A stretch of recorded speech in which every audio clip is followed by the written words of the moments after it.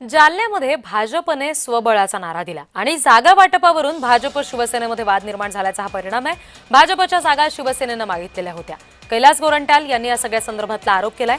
गोरंट्याल आणि खोतकर यांच्यामुळे जागा वाटपाचा वाद निर्माण झाला असं वक्तव्य त्यावर आमदार बबनराव लोणीकर यांनी केलंय। युती करण्यासाठी सर्व प्रयत्न झालेले आहे।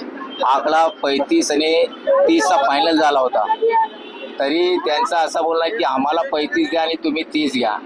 तर त्यालाही आमची तयारी होती, पण जिथे जिथे आमचे नगरसेवक आहेत, महावीर ढाका ते आम्हालाच पाहिजे, रमेश गोरक्षक आम्हालाच पाहिजे, श्रवण भुरेवार आम्हालाच पाहिजे। आमचे जे काँग्रेसमधून जे भारतीय जनता पार्टीमध्ये गेले आणि जे 100% त्यांच्या वार्डात काम आहे आणि एका नगरसेवकमुळे 4 लोक निवडून येतात, अशा जगात ते मागू लागले, मग फिसकली आणि युती तुटली।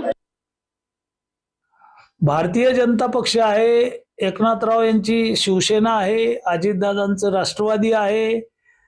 सत्ताधारी पक्षाची भूमिका आणि विरोधी पक्षाची भूमिका, दोन्ही भूमिका या तीन पक्षालाच करावं लागतात। त्याच्यामुळं राज्याचं जे चित्र आहे ते या तीन पक्षाच्या भोवती फिरतंय आणि शेवटी तिन्ही पक्ष बलवान झाले, त्याच्यामुळं त्यांची युती झालेली आहे। लोक आता कुणाच्या पाठीशी उभा राहतील आणि कुणाला मत आणि आशीर्वाद देतील त्याच्यावरती हा निर्णय आहे।